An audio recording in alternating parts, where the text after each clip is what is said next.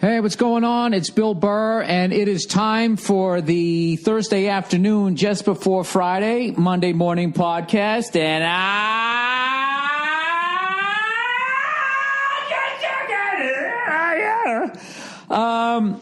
why did I start doing that? I got to do it every time now, right? You got to give the crowd what they want.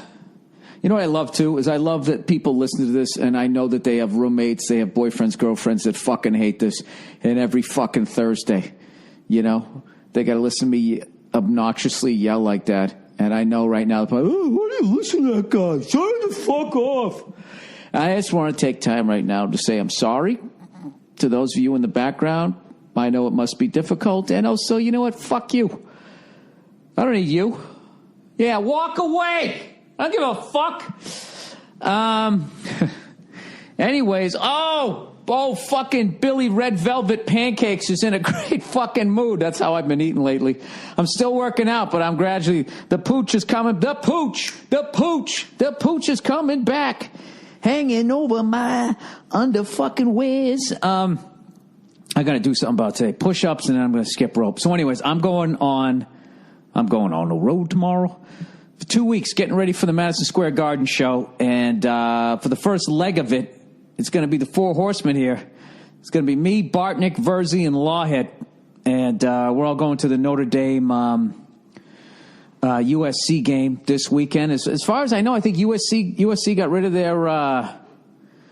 their coach. Is that what happened? Why do I, you know why? Because this is all fucking just, I didn't know I was going to talk about this. I'm like, why didn't I look it up? Why didn't I read about it?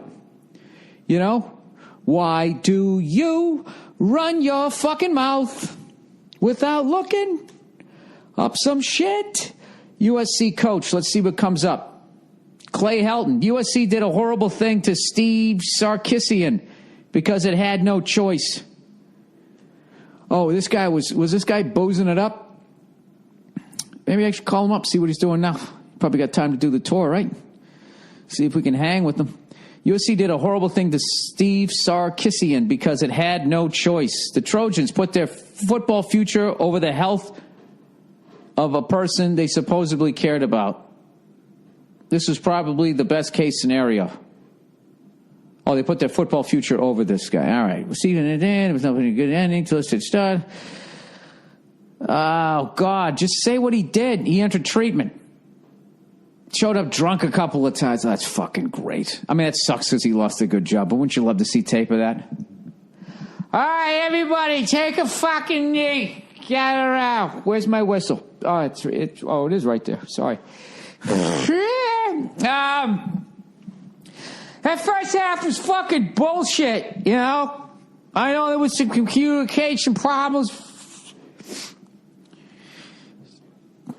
between me and a quarterback. I can't do this. This is bad. This poor bastard. You know what? He's going to fucking, you know what? You got to tell you something. For a fucking drunk, look at him. He looks great. You know? It must be all that screaming and yelling, running up and down the sidelines. I like that he wears the old school, football coach black cleats, right? With the white stripe. That's unfortunate, huh? That's never fun, right? To make fun of a drunk that just lost his job. If somebody's a drunk and they do a face plant at work, but he still has his job, then it's hilarious, right? Whatever. Why am I bringing this up? I'm in a great mood. I didn't get fired for drinking. And that's one of the scariest things about my job. I cannot get fired for drinking. I cannot get fired because I'm self-employed. I can be asked to leave wherever I'm at, but I'm still a comedian at the end of the day, right? Is that how it works? Well, I don't know, Bill. Why don't you keep drinking and figure it out? Anyway, so I'm in a great mood because I got the tour starts tomorrow.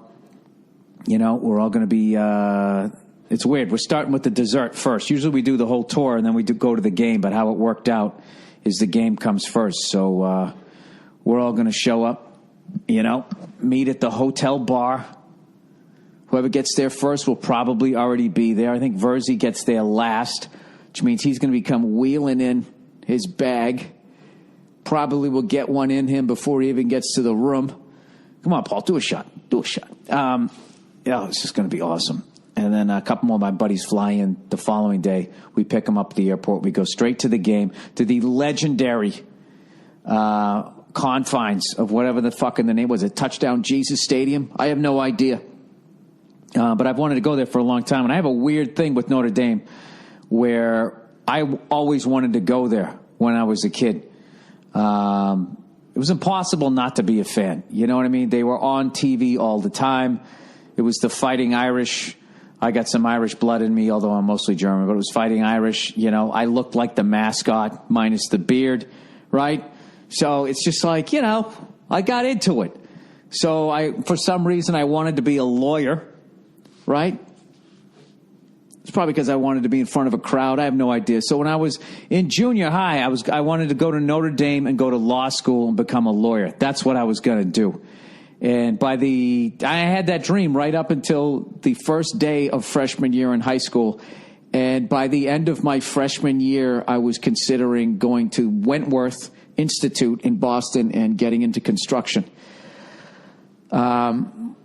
I'm not going to get into the details of it, but let's just say it went off the rails. Went off the rails quick, you know. I basically, if you could somehow, Ryan Leaf's NFL football career, if you could just slide that over to academia, is that a word? To academics, that's what happened. You know, and in the end, you know, halfway through my freshman year, rather than screaming at a reporter, you know, I was probably yelling at my mom, I don't get it, I don't want to do it, it's stupid. Well, you have to study or you're not going to go to college. I love that. Get your grades up so you can go to college. It's like, go to college. I can't even handle high school. Fuck are you talking about? It's like sucking at the college level. Hey, try a little harder so you can get to the NFL. It doesn't work that way. It does with academics. Right? You can get way in over your fucking head. Next thing you know, you're in a major you don't even want to be in and all of that shit. You got to get the fuck out of it, right? So anyways, I absolutely, who's kidding who? I completely just, I fucking tanked. I tanked. You know, like when they say, like, the coach lost the locker room and he can tell the team's just not out there trying. You know, that was me. I lost my whole drive. Somewhere during my junior year, I was just like, you know what? Am I going to summer school again this year? I might as well just have a good time.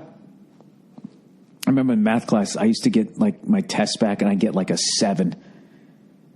It was always a funny number. People, what'd you get? I got 75. I got a Bill, what'd you get? I'd be like, I got a 9. I remember getting a 17. I got an 11. Like, everything I got on the test, like were like quarterback numbered jerseys. I got a Burt Jones. I got a Troy Aikman. I got a Steve Grogan. And who's 17? Dandy Don Meredith. Was he 17? 17's a tough one.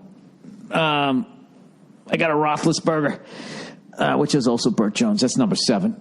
Raymond Bork.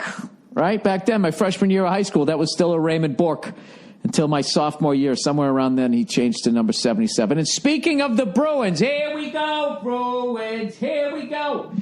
I fucking love this team. All right? It sucks that because of salary cap and whatever other reasons, they had to get rid of Hamilton, Lucic, and all these guys, Tyler Seguin, all of these fucking guys over the years. I'm literally watching my own team, and I have, like, the Bruins NHL site opened up onto the roster so I can figure out who's who. And I'm not going to lie to you, you know. Oh, we had some rough ones, you know. Winnipeg, we got pounded. Actually, we did okay for the first, you know, half of the game, and then it just went off the rails. Same thing happened with the Canadians. And then we jumped out to a 2-0 lead against Tampa Bay. And then right at the end of the period, we let up 2 quick ones. And, you know, and then the rest of the shit happened. And then, I don't know what. So, anyways, last night, we played the fucking, the Avalanche, and we fucking jumped on them early. We stayed on them, and we got to that 10-minute period in the second period. I was just like, going, all right. Please don't fucking implode. And we got all the way right to the end, and then we took a fucking double minor, and they scored a fucking goal. I think at that point it was like, it was either 3-0 or 4-0. Then it became 4-1.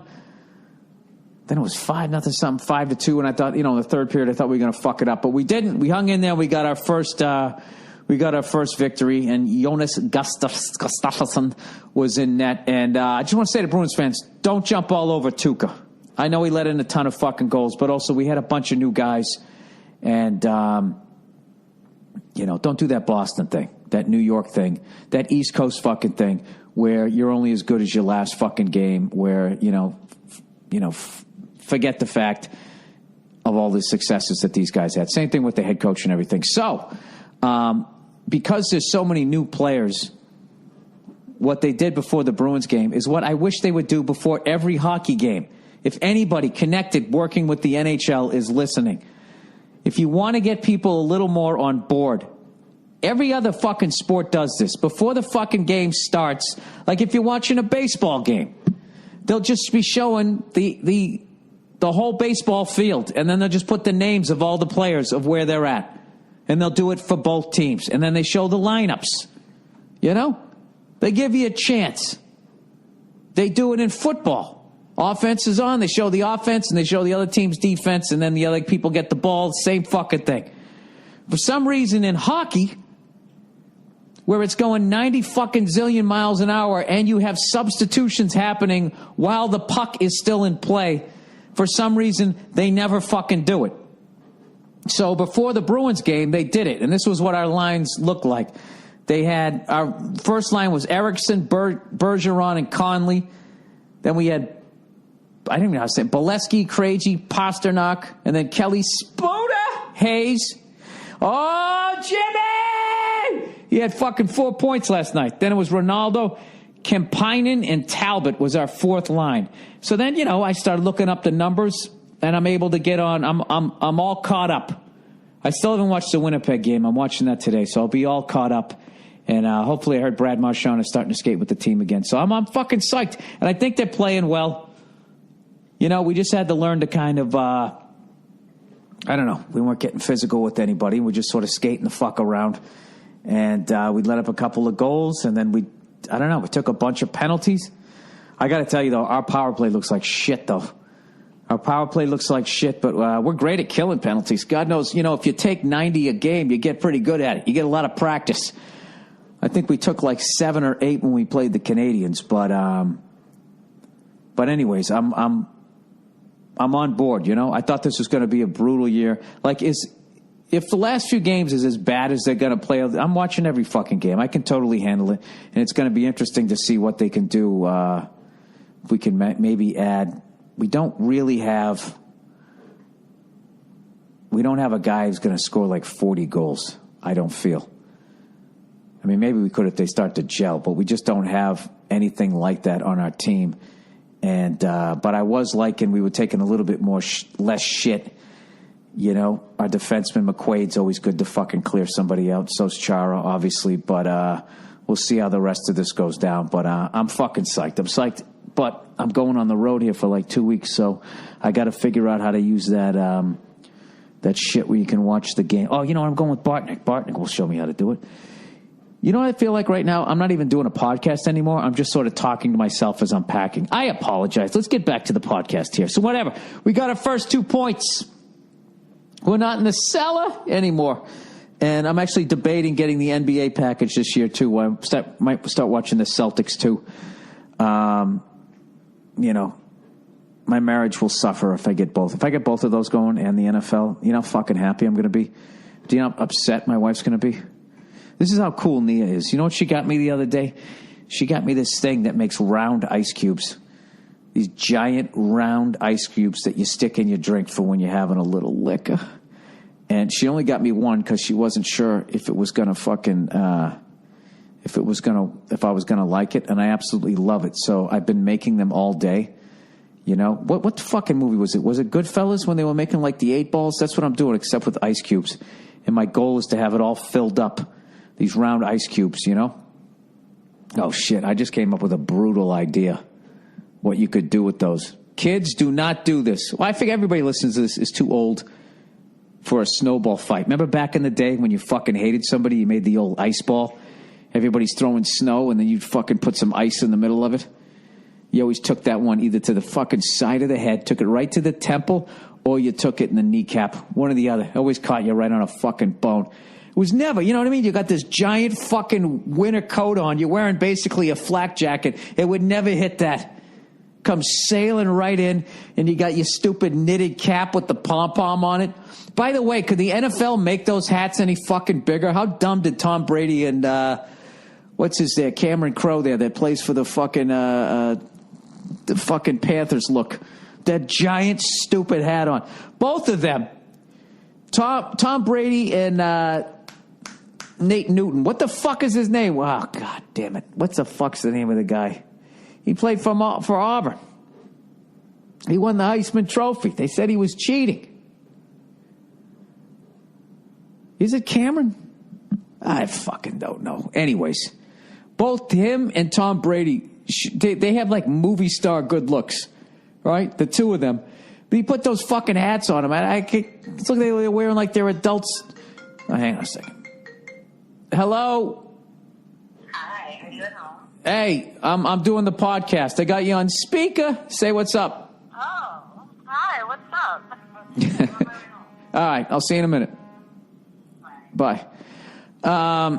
Anyways, why do they make the hats so fucking big is my big question. Oh, and speaking of NFL football, if I can just dance all over the fucking place here, because I'm so excited to go on the road. My ADD's just flying off the fucking rails here. To the point, just because I said that, I just forgot what the fuck I was going to talk about. NFL football. The Patriots are playing the crying Colts. The Indianapolis crying Colts. They're playing them this weekend. Andrew Luck's hurt, though, so we'll see. We'll see what the fuck happens. I would, if we beat them or whatever, I'm not going to fucking talk any shit because I'm not going to be like, you say? Because I know Luck isn't 100%. So that's the thing, too, about the Patriots. It's like we got this gaudy record, but I don't feel like we've played anybody. The Steelers weren't the Steelers, right? We played Jacksonville. They stink. We played the Bills. They're still trying to find their way. And then we played the Cowboys without Tony Romo. So here we are sitting on 4-0. I don't know. I'd like to see how we do against, like, the Packers or something. The Giants are starting to come on. Fucking Eli Manning. Oh, my God. If we never see Eli Manning again in the playoffs, you know how happy I will be? I'm telling you, the football gods love that man. I got in this big debate with Paul, and I was going, dude, he's basically Drew Brees with the defense. He's not as good as Brady. He's not as good as Peyton Manning. He's going, dude, he's fucking gangster and all this shit. And what it really was is I know the guy's the shit. What it was when the way that the Giants beat the 49ers, was it last week? I've been running around so much. The way that they beat them made me have a flashback to when they beat us when we were undefeated. It was the same fucking thing. I watched Eli throw a pick to lose the game, and I watched it get dropped. And you do not want to give that man a second chance. Who's getting who? Eli gets a lot of the fucking credit, but it was their front four, man. Their front four. Strahan and all those guys kicked the shit out of our O-line. Brady played the game fucking running for his life. I mean, that had a lot to do with it. But Eli also made the fucking huge plays. I don't want to see that guy again. I just... And what's funny is Verzi's going like, dude, even the New York media, they keep jumping on the guy. They're always jumping on him. He's like, look at Brett Favre. Brett Favre threw a bunch of interceptions. Blah, blah, blah, blah, blah, blah, all this shit, And he goes, they just liked him because he was a hick. And I was like, dude, Eli and Brett Favre, if I'm not mistaken, are from the same state. Aren't they both from Louisiana? This is the deal. The problem Eli has is... mechanically, he's not as good as his brother, even though I would take him in the playoffs over his brother, I think. For whatever fucking reason, he's just had more success. And the reason why I think people jump on Eli, the man just does not look good in a football uniform. He doesn't look good. When he puts the helmet on, he just doesn't look good.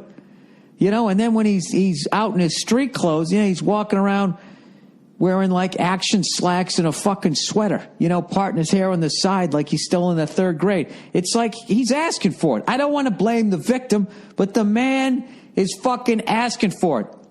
However, I do think he's the shit. And if somehow it works out that the Giants get healthy, JPP, comes back, right?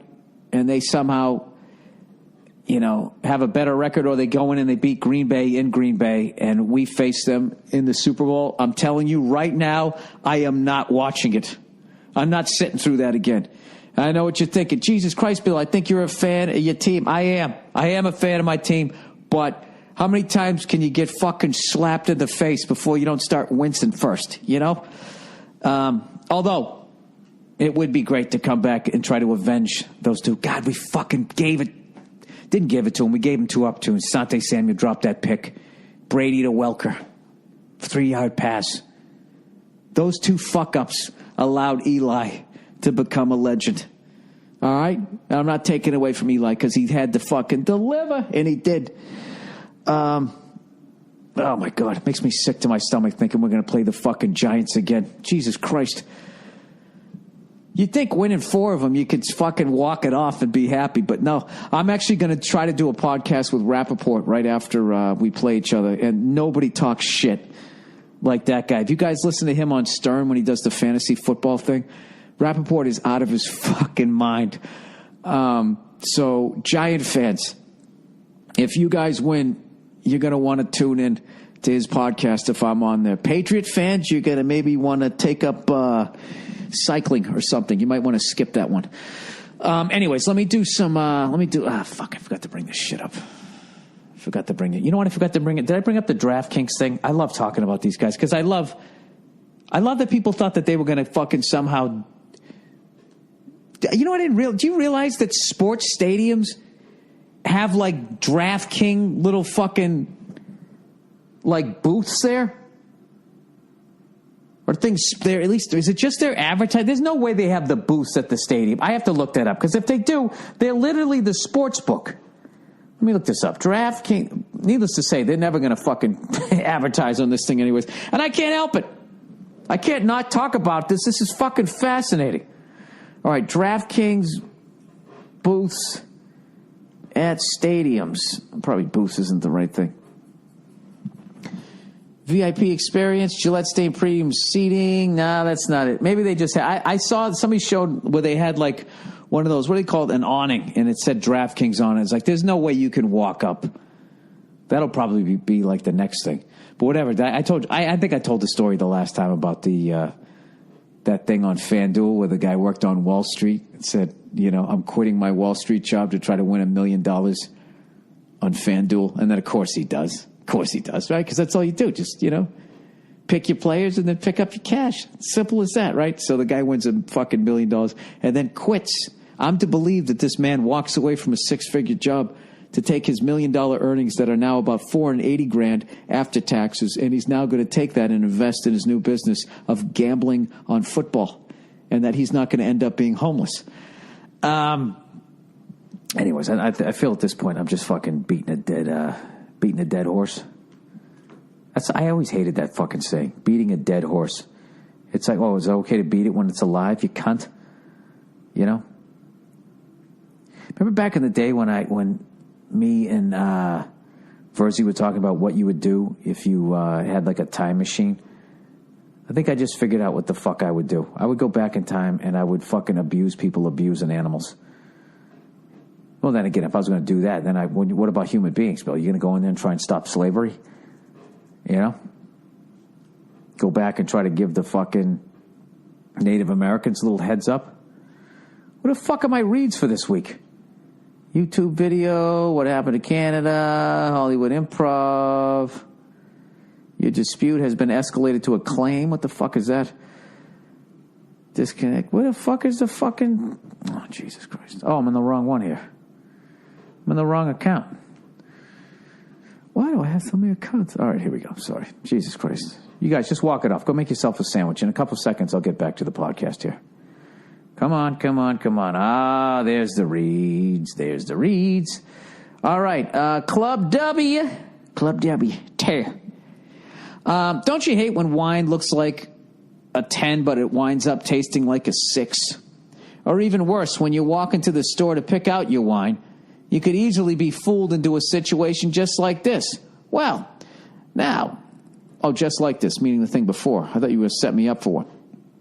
Yeah, I'd like judge wine by the label, and I refuse to buy any wine that has the name of somebody. I'm not buying Paul Newman's fucking Sierra Mist, whatever the fuck you call a wine. You know, his Barolo. I'm not doing that. It's like, dude, I'll buy you fucking dressing. I'll buy you popcorn. I know it goes to a good cause, okay? But I'm trying to get fucked up here. All right? It has to be somebody famous that's like notoriously a fucking drunk. Like if the guy from USC, if the coach, if he put out a wine right now, although winos, man, they'll drink fucking $2 bottles, so fuck that. That's a bad thing. I don't know. Anyways, there's this new wine club, Club W. Club W. Fool me once. Shame on you, fool me again. You're not going to fool me again. They've changed everything. No more being fooled by wines that pretend to be hotter or tastier than they actually are. It's easy. Just go to clubw.com and answer 6 simple questions. Their algorithm creates a palate profile just for you. I don't feel like they're explaining this right. There's like a zillion different kinds of wines. How the hell do you know what's good, what's bad? Personally, I judge it on how much it costs or how cool the label looks. You know what I mean? That's no way to do it. These guys will say, what do you like in your wine? They come up with a formula, right? Just take out your cash, and they'll pick out the wine. This is the DraftKings of fucking, of fucking wine.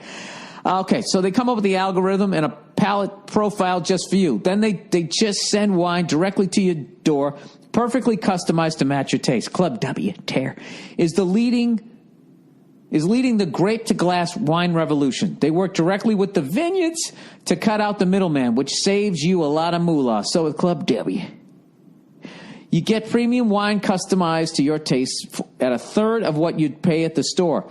Forget about all the bottles you buy that you actually think stink. They even have a no-risk 100% guarantee that you'll love what they send you. And right now, Club W, I'm a war president. Club W is offering my listeners 50% off your first order when you go to clubw.com/terra. Hola, amigos, Club W. So stop wasting your time and money messing around at the retail stores and start drinking wine you know you're going to love. Just go to clubw.com. Daddy, I learned how to speak Spanish. clubw.com/Burr to get 50% off your first order. That's clubw.com/Burr. That's just as hard. You know, I wanted to try a different beer, and there's like a zillion of them. I can't get into these things like, you know, Ugly Dog, Go Fuck Yourself Ale. They always have these cool names, and then you drink them, and they stink. You know what I mean? All of that fucking, you know, Angry Vineyard, you know, Fuck You Orchard, all of that stuff. Crazy Mike's, Donkey Punch, you know, Ball Bag Brew, all of that stuff. The hoppy, you know, Honduras, whatever the fuck it is. None of it's, you know what I bought that absolutely fucking sucks? I bought Guinness's Blonde Ale. I'm telling you right now, if you ever just wanted to buy a 6-pack, have a sip, and then dump the rest in a sewer, that is the beer for you. I love Guinness, but Jesus Christ. That's a classic stick to what you know there, Freddie. All right, identify the pain of hiring. Oh, ZipRecruiter?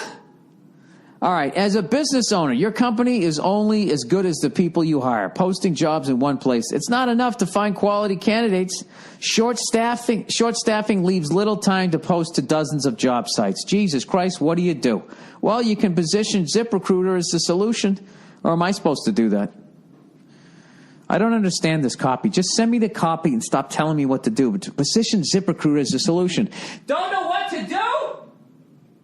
Go to ZipRecruiter, everybody. You can post to 100-plus job sites with one single click. Be instantly matched to candidates from over 6 million resumes. Plus, watch brand new candidates roll into ZipRecruiter's easy-to-use interface within 24 hours. ZipRecruiter has been used by over 400,000 businesses. Insert approved user testimonial. I think this is for like a professional show. All right, I'll do one. I had a job, I was selling lemonade, and I had to take a leak, and then nobody was selling lemonade, and this guy came up in a Ford Ranchero. He slowed down, then he kept going, and I was thinking, shoot, that could have got me 35 cents. I need someone else to help me. So then I went to ZipRecruiter, and I said, hey, who wants to work a lemonade stand? Next thing you know, over 40 of the most pathetic individuals I've ever seen in my life who actually thought that over the age of 35 working at a lemonade stand was a good deal. They got to me, and I was able to hire 9 of them, and that never happened again. I piss and shit whenever I want. Thank you, ZipRecruiter. All right, call to action. Today, you can try ZipRecruiter for free. Go to ZipRecruiter.com/Burr. That's ZipRecruiter.com/Burr. One more time. Hey! ZipRecruiter.com/Burr. All right, let's get back to the podcast here. What do we got left? Oh, my God, dude, I'm so fucking excited to go to that Notre Dame game. All the drinking. We're gonna drink a bunch of beers, smoking the cigars, being a douche, rooting oh no, I'm gonna root for the Irish. You know, I'm gonna root for the Irish over fucking USC. I never liked USC. You know, if they just had one more fucking song that the band could play, I literally think I could make the USC band playing trumpet. If you gave me fucking 6 weeks, I could learn how to go 58 fucking times a quarter. Not the most creative people there down at USC. You know what I mean? I don't get it.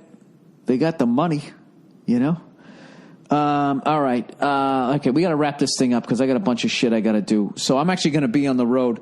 And when I'm done doing this shit, did I mention I'm going to be on the road? I'm actually running down to the grocery store and I'm going to make some pumpkin bread because every year I make it for my fucking neighbors. You know, and I don't get back until November, the beginning of November. So I'll miss Halloween. So I'm going to knock out a couple of loaves here. Make like 4 or 5 tonight with my round ice cube fucking whiskey going. Oh, it's going to be the shit. It's going to be the shit. I haven't smoked a cigar in well over 2 weeks. I am so ready to fucking go. I swear to God, I'm ready to run to the fucking airport. Ladies, do you get this fucking excited? What gets you going like this? There's got to be something. I know it is. There's no way you go through life not getting this excited. I'm meeting 5 of my favorite guy friends in the fucking... Like I have women friends. I don't have any women friends. 5 of my favorite friends in the fucking world to booze, smoke cigars, and go to the Notre Dame USC game. One of my buddies is going to be on my fucking flight. It is going to be a wire-to-wire shit show. I can't wait.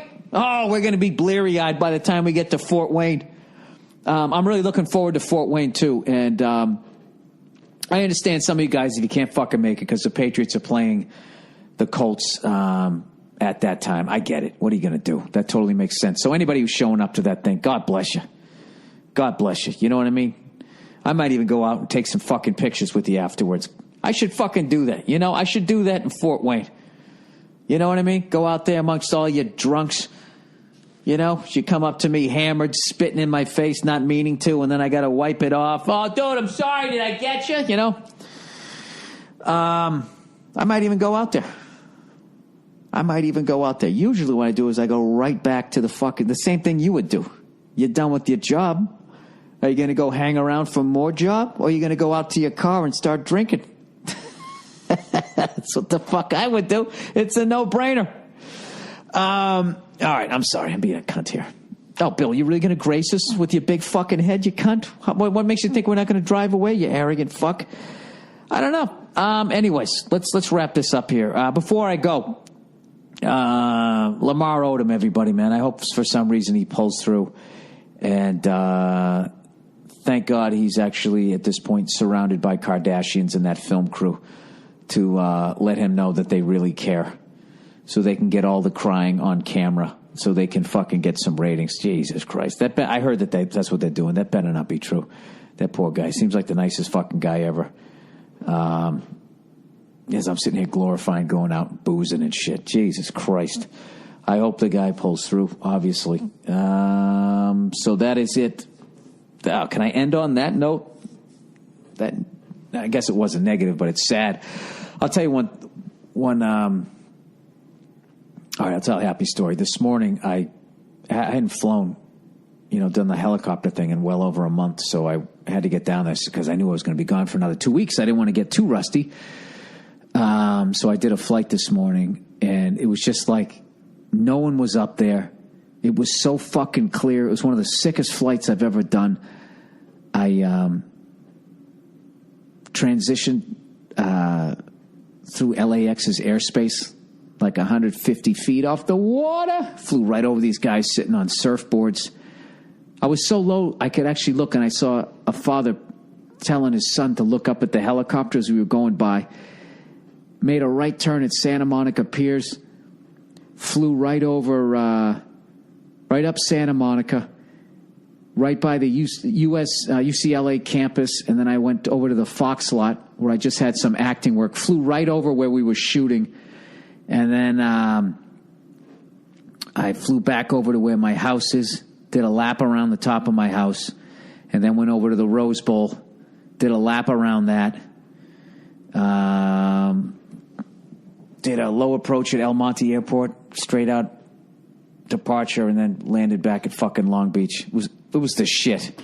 I'm so happy I did that because it was getting to the point. There's that thing where you don't do it for a while and you start getting nervous again. Like, oh, fuck. Do I remember how to do this shit? So, one of the, I don't know. Maybe this is only appealing to people that have a pilot's license. But I got to tell you, like, the fucking privilege to be able to do that and the feeling you get when you're up there is really indescribable. It's such a cool thing, but I get nervous like about making the call when you got to go through Bravo airspace because you got to have total fucking 100%. They got to read your whole tail number. This is one of these things where they can say you have clearance, but they don't read your whole tail number, and then you got to say back to them your whole fucking tail number, or else you're in trouble, even though they fucked up. You know what I mean? I don't want to get in trouble. That's what I have the biggest nightmare of. I don't even have anything about the engine cutting out anymore. You know, I've done enough of those auto rotations. We did a few more today. We only did one, but I did a great job, simulating engine failure. Granted, I got a nice long fucking runway to pick out. You know, it's funny when we were flying today. They were doing the earthquake drill at all of the schools. So every school I flew over or flew near had a bunch of kids standing out in the field, which was unsettling because those are the places you're looking like if I have a problem, that's where the fuck I'm landing. And you look down, there's a bunch of kids there, and you're like, all right, now I got to try to put it down on the street. There's all these wires and the fucking traffic lights and all of that shit. But it was an unbelievably clear day. And it was also cool out. It wasn't hot. Flew with the doors off. It was the fucking shit. It was awesome. So anyways, I don't know what the fuck I'm babbling about here. And I'm sure I was all over the map and I was probably talking too fast here, but I'm excited to do this tour and to do the run through the Midwest. Once again, we're going to be doing Fort Wayne. We're doing Cincinnati, Columbus, Cleveland, Pittsburgh, Milwaukee, Chicago, Minneapolis. I might have forgot one in there, but we're tearing all the way through the Midwest. And we got Lawhead with us right through Columbus. He's not doing Pittsburgh, but he's doing he is going to do Cleveland. And the after party, by the way, the after party in Cleveland, if you guys want to hang out with us, is going to be at Hilarities Comedy Club. They got the Martini Bar. We're going to be going there after the show. Nick Costas, one of my favorite people in this business, the owner of Hilarities, and he used to headline me there when I would draw like 30 or 40 people. So whenever I come to town, I always make sure that I stop by, say hello, and thank you to him. Whenever I go to Pittsburgh, I always make sure I say what's up and thank you to Randy Bauman, WDVE, who built me up in that market. Big time hockey fan and all that type of shit. He always breaks my balls about the fucking Patriots being cheaters and all that shit. So a lot of good stuff to be looking forward to coming up. And once again, thanks to everybody who's bought tickets. And that's it for the Thursday afternoon, Monday morning podcast just before Thursday. Here's some throwback shit for you, and I'll see you out there on the road. Dearest William, my college roommate has been dating his fiance for 2 years. He's a really nice guy, so he tends to get walked all over. Jesus Christ. I have to read that again because there's so much. That right there is something that every guy needs to hear. He's a really nice guy, so he tends to get walked all over. I'm not saying you have to be a dick. All right? But you got to stick up for yourself. Okay, here we go. Even before they got engaged, I had heard rumors about his girlfriend being a bit of a hooah. As his friend As his friend and her pretend friend, I attempt to give her the benefit of the doubt and ignore the accusations, as did my roommate, who had also heard the rumors. Unless she was drunk and got out of control and belittling him, we didn't mind her too much, aside for her trying too hard to be one of the guys. Okay. Recently, now this one I'm fucking up reading because he's naming all names. Recently, Ebenezer called to me and said that Tabitha had kissed a guy at a bar.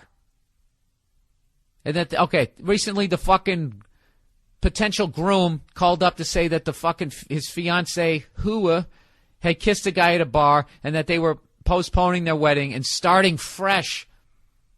I was depressed to hear that he wasn't dumping this bitch, but whatever, not my choice. At least he knew about it. So after starting fresh for what seemed to be the 5th time, it appeared that they were working it out. Of course, this is when things go completely off the rails with one phone call.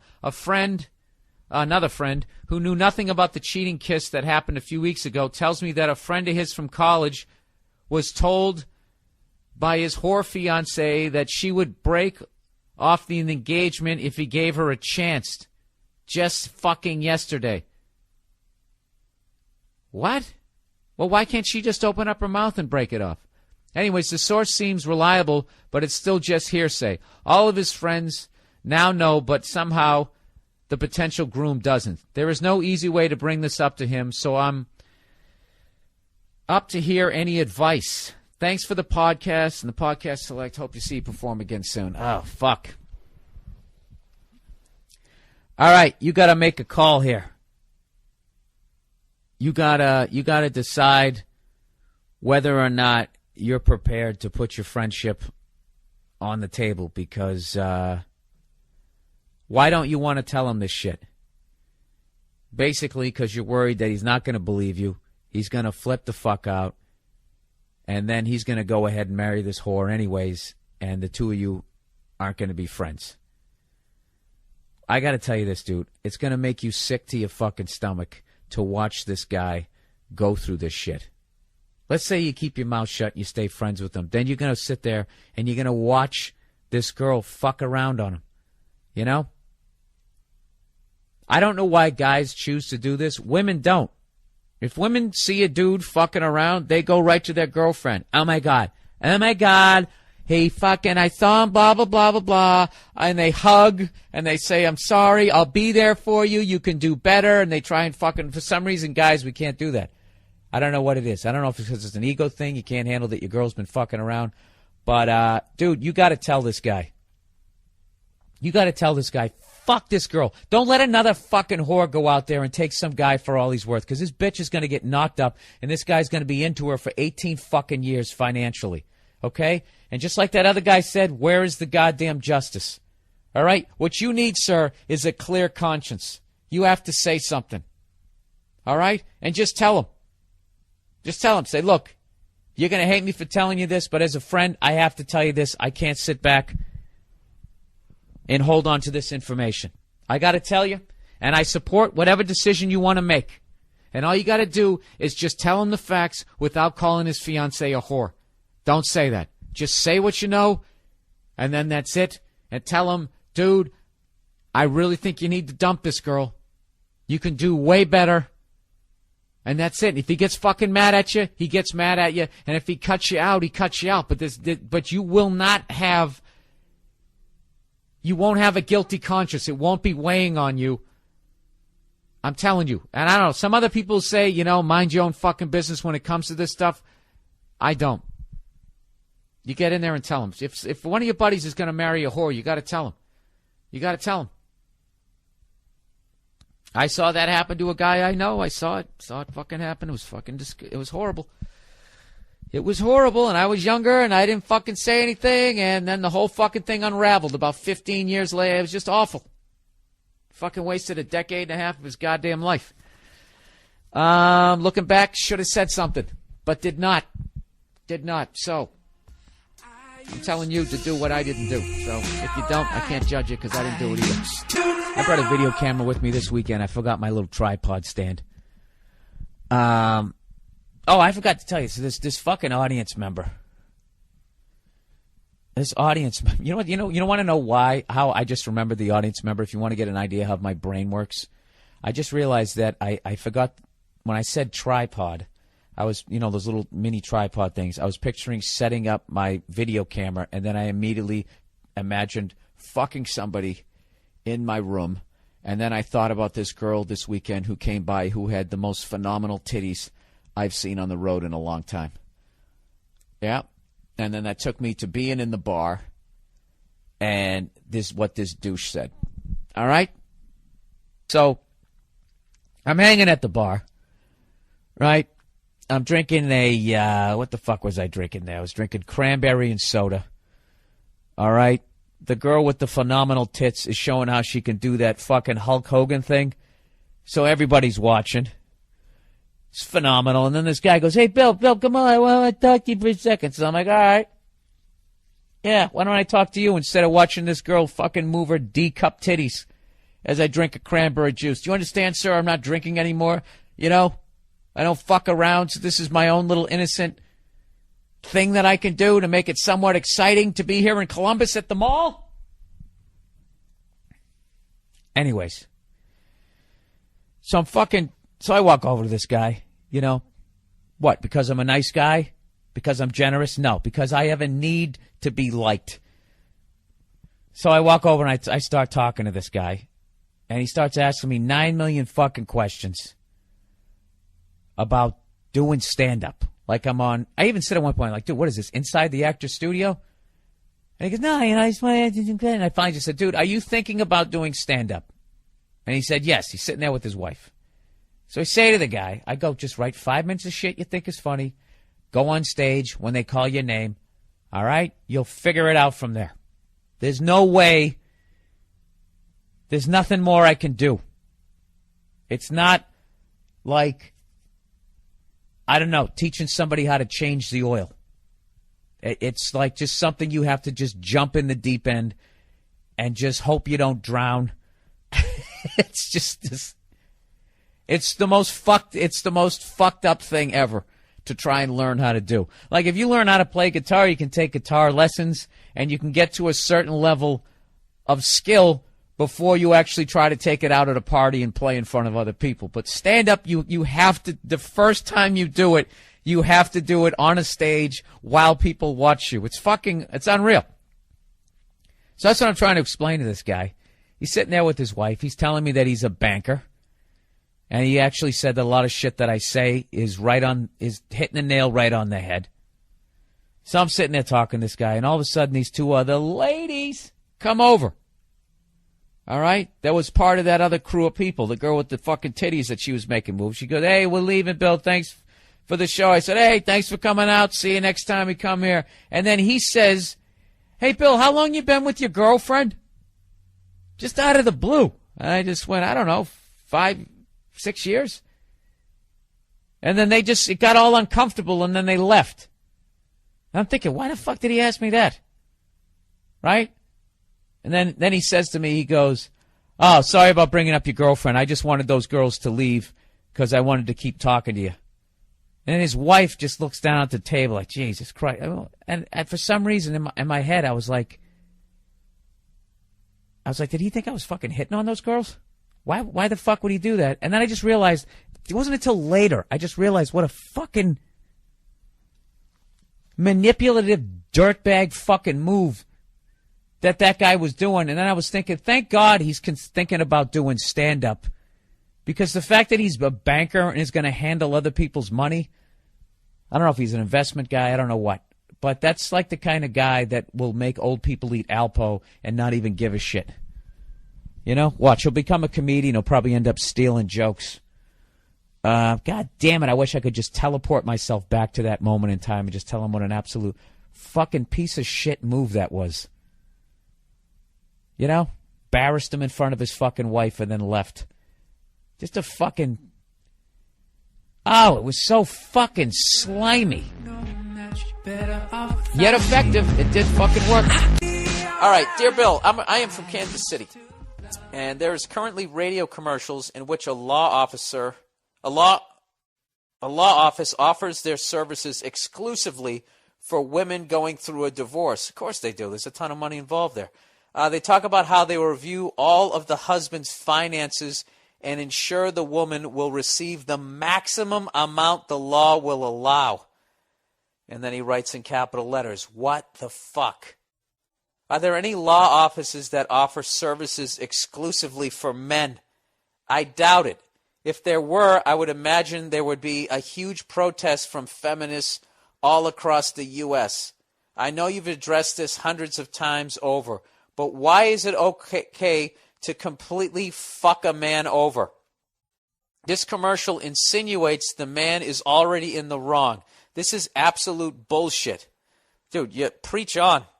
This guy's speaking the gospel here. Anyways, wanted to share this with you as this is just another example of man-bashing commercials that just piss me off. All right, let's review this. Okay. First of all, you can't get mad at the lawyers because they're just going where the money is, and as you say that if it was the opposite way, that there would be feminist groups protesting. All right, that therein lies the fucking problem. Until men actually get together and start protesting that type of shit, which I would absolutely love to be a part of on any fucking level. I would love to see that happen. But we're guys. We don't do that shit. Once you get punched in the face, yeah, fuck you. You get up and you walk away. Like, you can't do that. Like, yeah, there should be guys protesting it. I think that would be fucking hilarious. That's absolutely terrifying. That's one of 9 million reasons why I never got fucking married. That is just unfucking believable. You know? And I'll tell you what kills me is most women who would watch it, they always say the same thing. When you'll say to them, like, can you believe that shit? When they always say that same, yep, that's right. That's right. Yeah, that's what you get. That's what you get. Big stupid face. What the fuck have you ever done? That's my whole thing with that. It's just I don't know. You get married, you just better pray to God it fucking works out. As a guy, that's all you have. And the amount of power, it's not a balanced relationship because of the way that the divorce laws are. It's the second, it's like when you're single, you have an unbelievable amount of power as a guy, even if you're in a relationship, because she can't get to you legally. That's it. It's fucking over. You have your shit, and that's it. And you're a guy, and you can earn a fucking living. And that's it. You don't have to worry about shit. And then the second you get married, you lose all power, because at any point she can just divorce you and fucking take you for everything you're worth. Everything you work for, it's fucking over. Look at Tiger Woods. Tiger Woods gave his wife $250 million. She was a nanny. Fucking nanny worth, 9 figures. For what? He had a prenup where she was only going to get $5 million. Only $5 million. Who here wouldn't kill for $5 million? I quit my podcast for a fucking $200,000.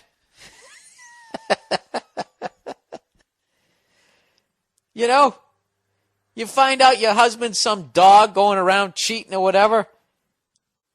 That happens to women.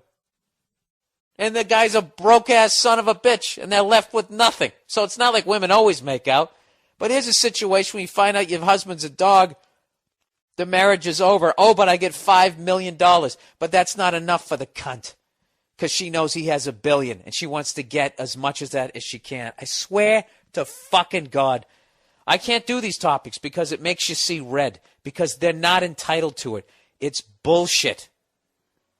All right? If you marry the greatest golfer of a fucking generation, who's won 14 titles, okay, and you haven't even won a game at Tiddlywinks on a professional level, you're not entitled to that money. You're not. You are legally, but you're not. You didn't fucking earn it, you cunt.